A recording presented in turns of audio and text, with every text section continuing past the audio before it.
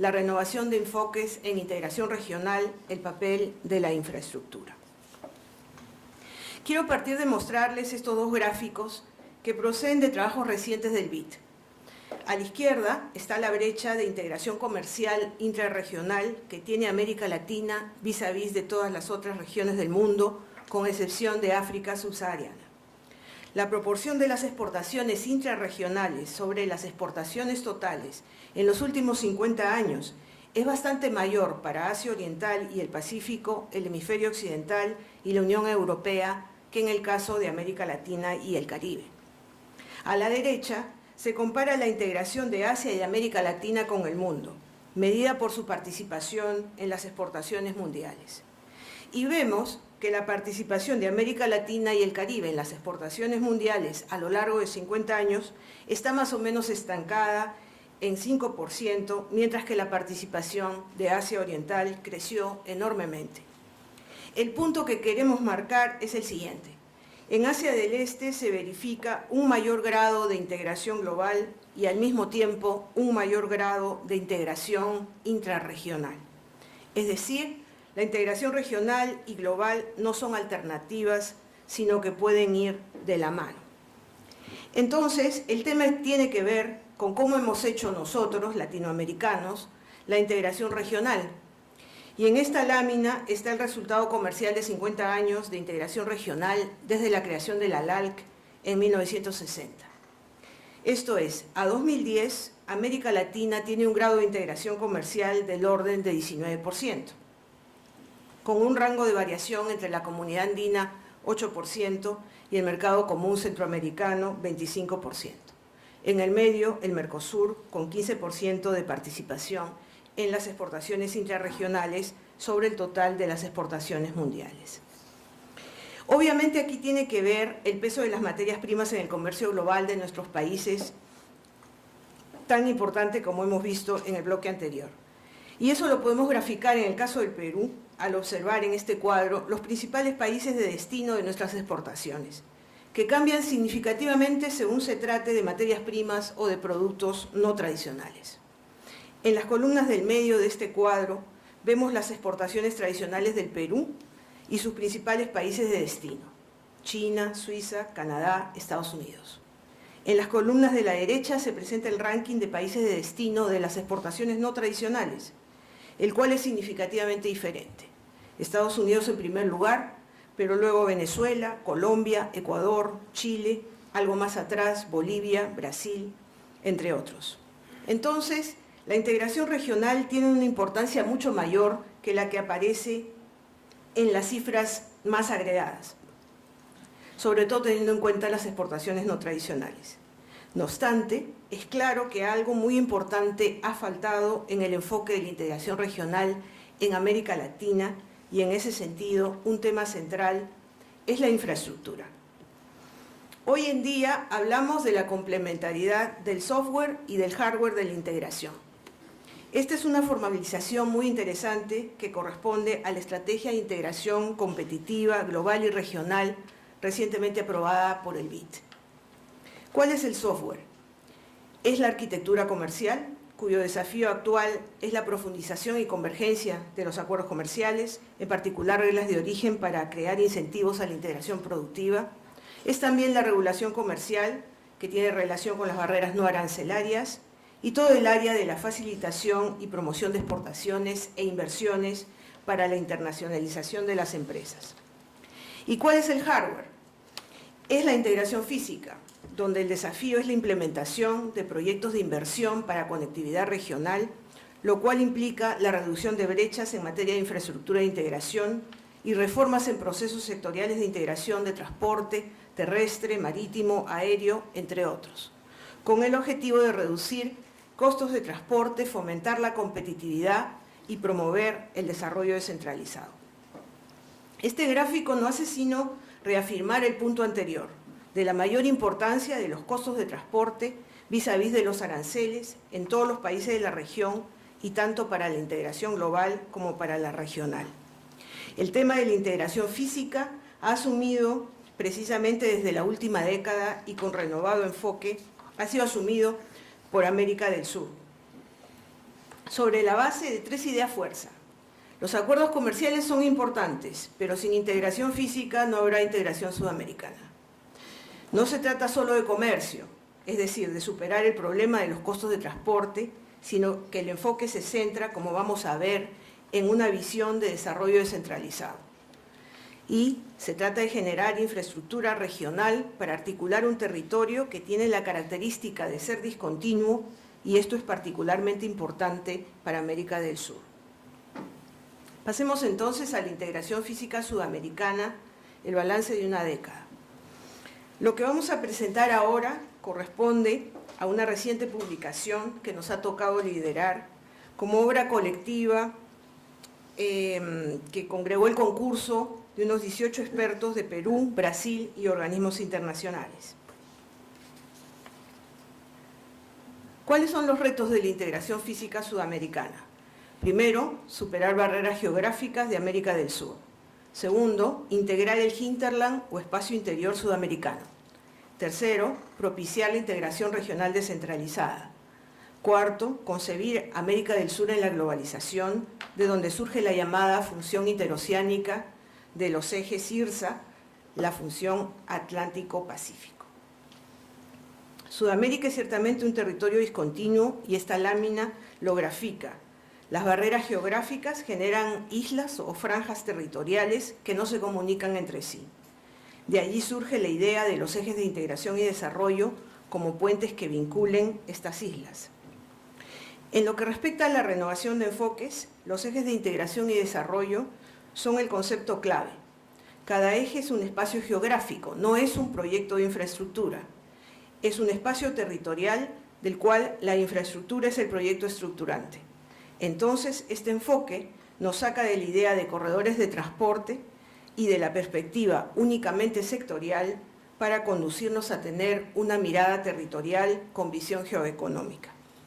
Otro punto es que observamos en este mapa la visión de la integración regional pasa de una lógica norte-sur a priorizar la construcción de ejes transversales en el territorio sudamericano de lógica este-oeste. Otra innovación de IRSA ha sido generar una metodología de planificación territorial indicativa para ordenar la cartera de proyectos de infraestructura, mediante la cual se define el área de influencia de cada eje, se identifican sus actividades económicas potenciales, se pone de manifiesto los eslabones faltantes y cuellos de botella principales en materia de infraestructura de integración, para definir en torno a ellos los proyectos estructurantes o proyectos ancla de la integración física sudamericana y articular un gran número de proyectos individuales en grupos de proyectos que generen sinergia, evitando el enfoque de proyectos aislados. Este es un ejemplo de dicha estructuración en el caso del eje del Amazonas. El resultado ha sido el ordenamiento de la cartera de proyectos de integración física regional. Se ha hecho este trabajo en 9 ejes de integración, dando lugar a una estructuración en 47 grupos de proyectos que articulan 544 proyectos individuales por un valor de 130.000 millones de dólares. Aquí tenemos el estado de implementación de esa cartera de proyectos. 42% en ejecución, alrededor de 30% en preejecución y casi un 10% a diciembre de 2012 de proyectos concluidos. Es claro que un esfuerzo de inversión de esta magnitud no se hará únicamente ni principalmente con fondos públicos, sino que requiere el concurso importante de la inversión privada, especialmente bajo la forma de asociaciones público-privadas, como ha sido el caso en el Perú. Pasemos ahora en este apretado resumen al caso Perú-Brasil. Con Brasil compartimos una frontera de casi 3.000 kilómetros y hasta hace poco ninguna conexión directa. Incluso se acuñó la frase vecinos unidos por la espalda. La finalización reciente de la carretera interoceánica, también denominada IRSA Sur, que vincula Perú y Brasil, produce un cambio radical en esta situación. En el Perú, la visión estratégica de los ejes transversales y las relaciones con Brasil se conciben con una conexión por el norte, por el centro y por el sur del país. las llamadas IRSA Norte, IRSA Centro e IRSA Sur. Se trata de cubrir un área de influencia en Brasil, conformada por los estados fronterizos o más cercanos del Perú, Amazonas, Acre, Rondônia, Mato Grosso, Mato Grosso do Sul, que están más cerca del Perú que de Sao Paulo, el centro industrial de Brasil. Entonces, hay tres niveles del diseño estratégico: integración nacional, costa, sierra y selva; integración regional descentralizada con Brasil, cuyo impacto no es solo bilateral, sino que contribuye a articular toda la parte central de América del Sur y concebir al Perú como centro de interconexión entre ambos lados de la cuenca del Pacífico, y a través de la integración física sudamericana entre Asia-Pacífico y el interior del subcontinente, en particular Brasil. El monto de inversión implicado en las conexiones transversales por parte del Perú asciende a unos 4.000 millones de dólares en las tres IRSA, a lo que se agrega la inversión en el puerto del Callao por alrededor de 1.800 millones, totalizando de momento alrededor de 6.000 millones de dólares.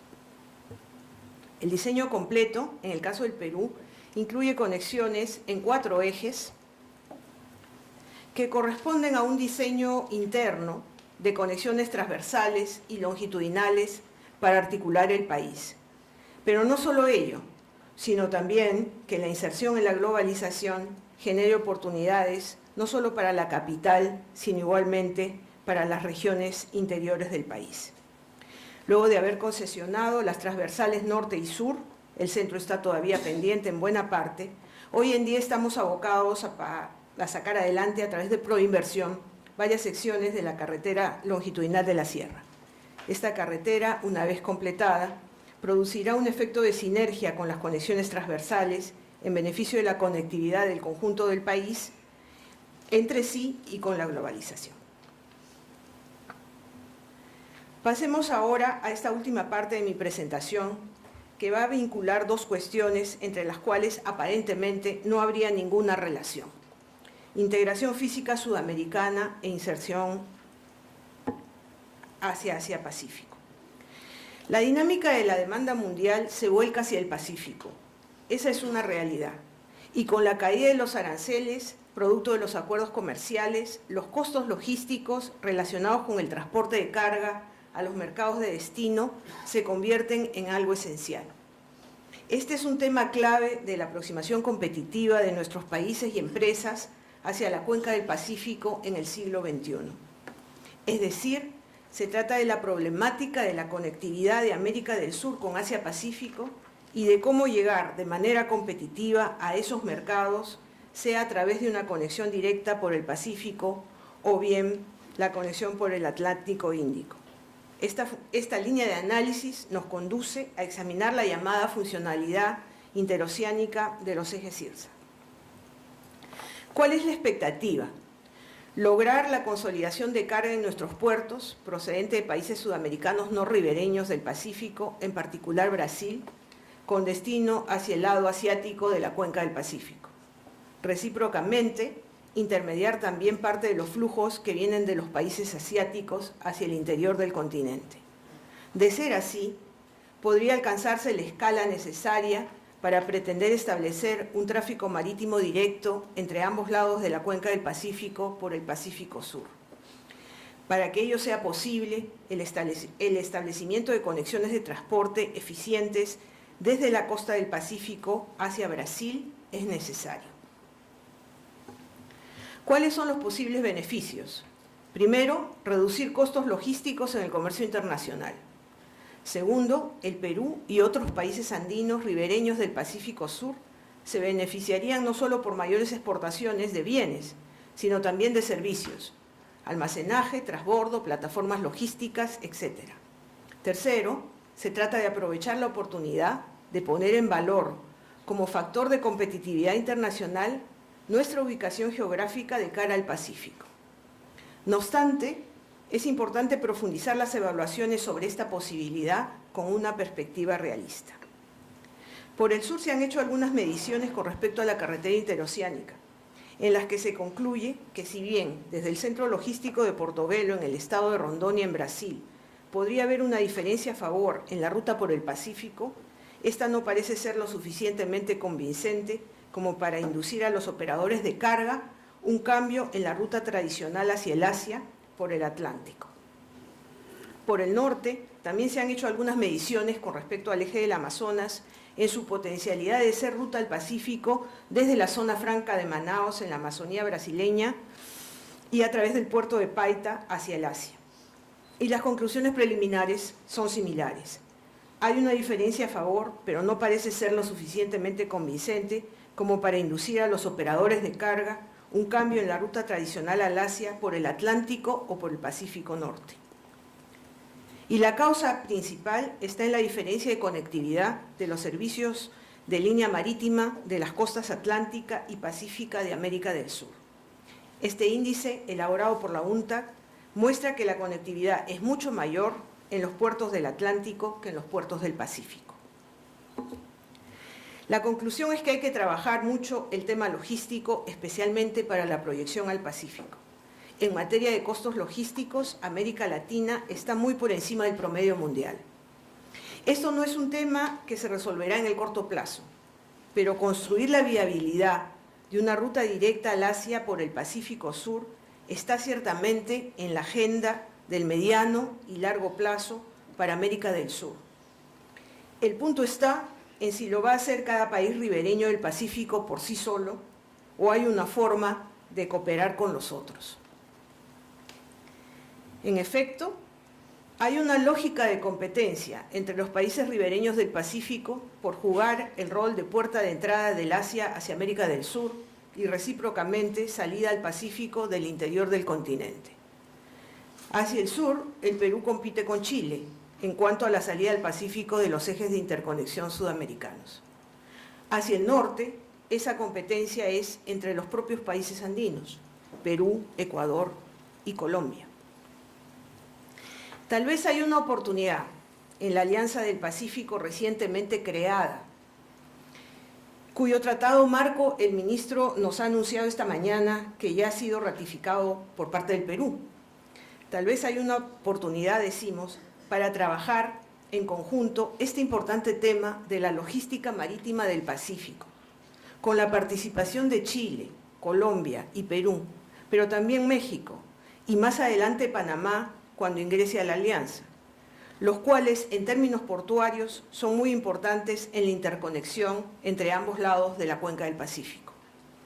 Si no, la alternativa es seguir compitiendo entre todos por ser el hub de esta parte del Pacífico.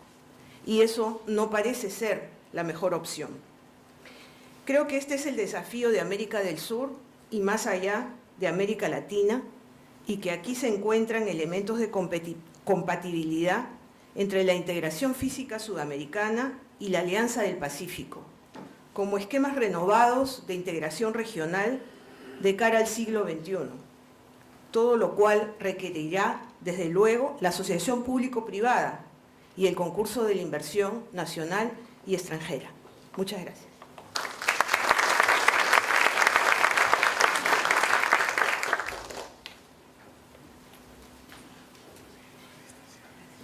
Muchas gracias, Rosario. Creo que ese es un claro ejemplo de cómo América Latina tiene que trabajar el tema de la integración, donde obviamente nos estás planteando unos retos muy grandes en términos de poder superar la otra cuenca, a la cuenca del Atlántico en términos logísticos y convertirnos en un hub para Asia. Una perspectiva diferente es la que vamos a abordar ahora, y corresponde a la inversión extranjera directa con respecto a la reducción de la pobreza. Para tal fin tengo a bien presentarles a Ruth Ríos Morales, quien tiene un doctorado en Política y Negocios Internacionales por la Universidad de Ulster en Reino Unido, y se desempeña como directora de investigación en el Instituto de Negocios de Euromed, con los temas de inversión extranjera directa y crecimiento económico. Invito a Ruth Ríos y recibámoslo con un fuerte aplauso, por favor.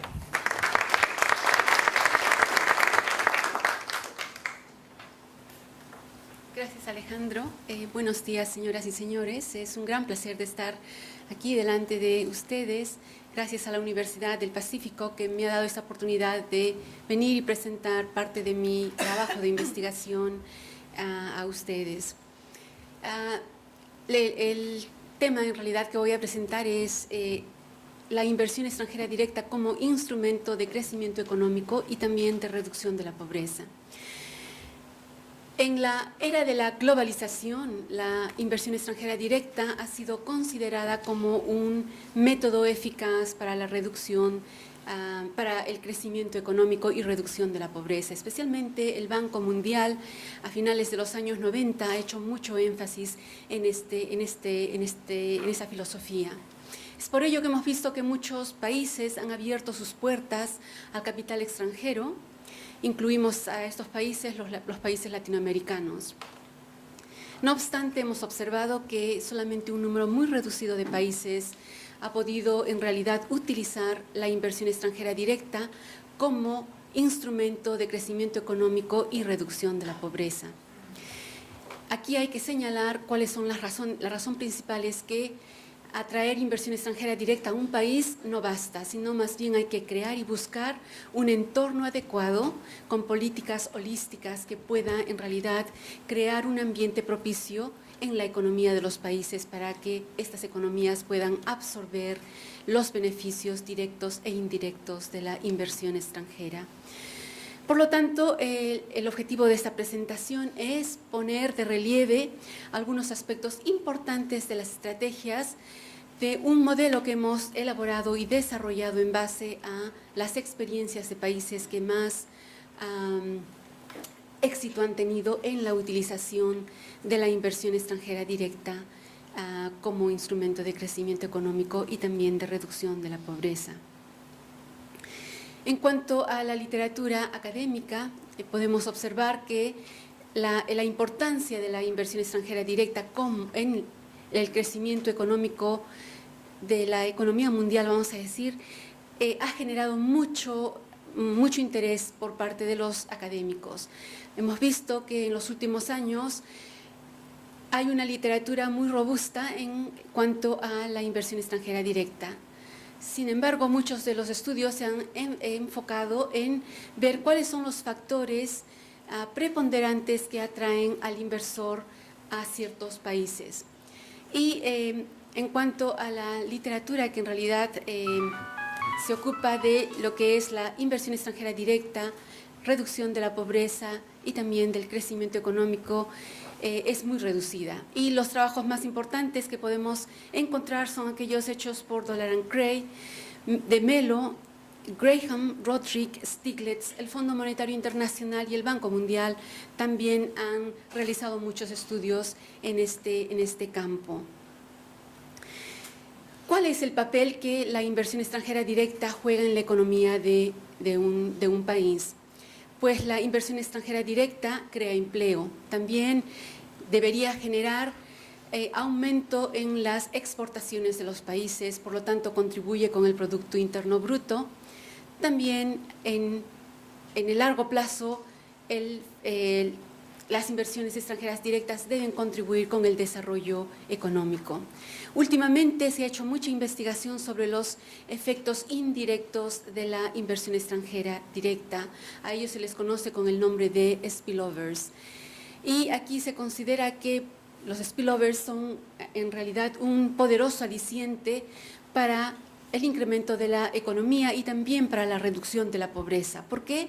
Porque la inversión extranjera directa trae consigo un conjunto de conocimientos, técnicas de gestión, estrategias de comercialización, redes de distribución que benefician al país receptor.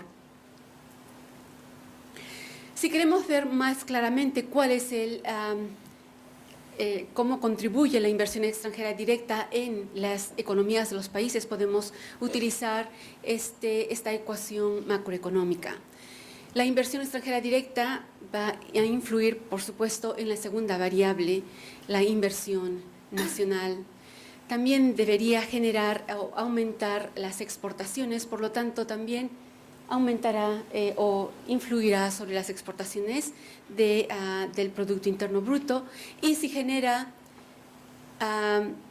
empleo, también el consumo nacional se verá afectado positivamente. Entonces, de las 4 variables que en realidad tienen un efecto positivo sobre el Producto Interno Bruto, la inversión extranjera directa también, influirá.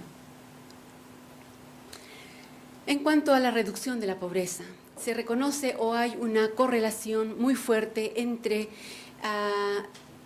la inversión extranjera directa y también el crecimiento económico, pero el crecimiento económico y la reducción de la pobreza también tienen una correlación muy fuerte. Y otros factores de la inversión extranjera directa pueden ser aquellos factores indirectos, aquellos spillovers que en realidad pueden contribuir con el desarrollo del capital humano.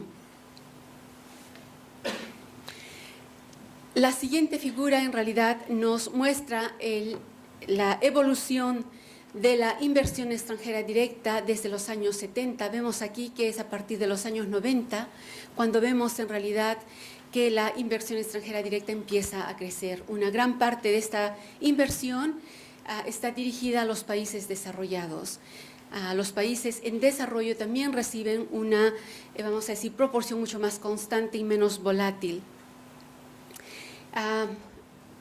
La primera presentación de Miguel, hemos visto que sí, los países latinoamericanos han recibido una importante proporción durante estas últimas décadas. Pero ¿qué podemos también apreciar aquí? Es que en los últimos años la proporción de la inversión extranjera directa que ha ido no solamente a los países desarrollados, también se ha igualado con las proporciones que han ido los países en desarrollo y también países emergentes. Aquí se debe decir que los países emergentes han jugado un gran papel, un papel muy importante. Países tales como la China y la India, que están representados en este grupo de países, los países del Asia. También tenemos aquí que señalar que los fondos soberanos han jugado un gran papel, un papel muy importante como fuentes de inversión extranjera directa. Los fondos soberanos, poco se habla de ellos, sin embargo, los fondos soberanos son instrumentos financieros muy importantes, fuentes que en realidad tienen un gran potencial de inversión y también de crecimiento económico mundial. Los fondos soberanos han superado los 5 billones de dólares y se estima que en el 2015 los fondos soberanos llegarán a 12 billones de dólares.